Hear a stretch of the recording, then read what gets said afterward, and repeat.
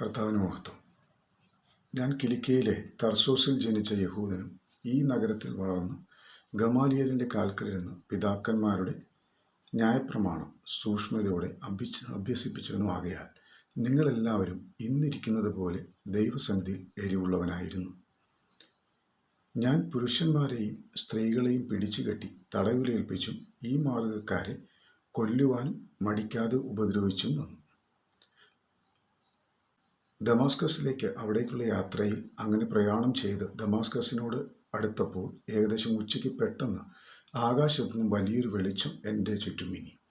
ഞാൻ നിലത്ത് വീണു. ശൗലെ, ശൗലെ, നീ എന്നെ ഉപദ്രവിക്കുന്നത് എന്ത് എന്ന് എന്നോട് പറയുന്ന ഒരു ശബ്ദം കേട്ടു. കർത്താവേ, നീ ആരാകുന്നു എന്ന് നീ എന്നെ ഉപദ്രവിക്കുന്ന നസറയനായ യേശു ആകുന്നു എന്ന് അവൻ എന്നോട് പറഞ്ഞു.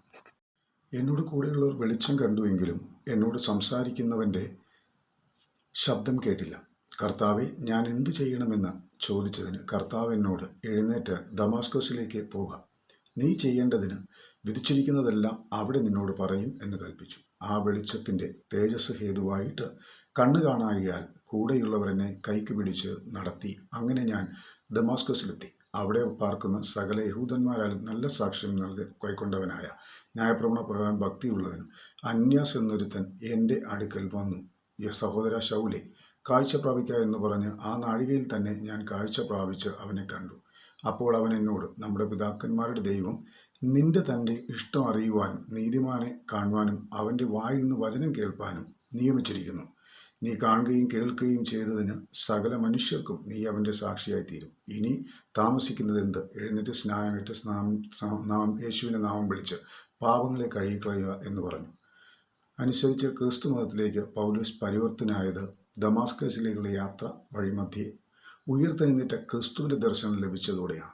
തനിക്ക് സുവിശേഷം ലഭിച്ചത് മനുഷ്യരിൽ നിന്നല്ല, യേശു ക്രിസ്തുവിൻ്റെ വെളിപ്പെടുത്തലിൽ നിന്നാണ് എന്ന് പൗലോസ് അവകാശപ്പെട്ടിരുന്നു. ആ കാലത്തിൽ റോമൻ കത്തോലിക്ക, സീറോ മലബാർ സഭ, സുറിയാനി സഭ, മാർത്തോമ സഭ എന്നുള്ള പാരമ്പര്യം അവകാശപ്പെടുന്ന ക്രിസ്തീയ സഭകളൊന്നും തന്നെ നിലവിലായിരുന്നു. യഹൂദന്മാരായിരുന്നു. അവർ യേശുവിൻ്റെ ശിഷ്യന്മാരെ കളിയാക്കി വിളിച്ച പേരായിരുന്നു ക്രിസ്ത്യാനികൾ എന്ന നാമം. ലഭ്യമാകുന്നതിനിങ്ങനെയാണ്: കർത്താവിനാൽ നൽകപ്പെട്ട വചനത്തിൽ നിന്നും പഠിക്കുക. അപ്പോസ്തലപ്രവൃത്തികൾ 11:26. അവർ ഒരു സംവത്സരം മുഴുവനും സഭായോഗങ്ങളിൽ കൂടുകയും ജനത്തെ ഉപദ്രവിക്കുകയും ചെയ്തു. ആദ്യം അന്ത്യോക്യയിൽ ശിഷ്യന്മാർക്ക് ക്രിസ്ത്യാനികൾ എന്ന പേരുണ്ടായി. നമ്മുടെ എല്ലാം പിതാവായ കർത്താവിന് മഹത്വം. ആമേൻ.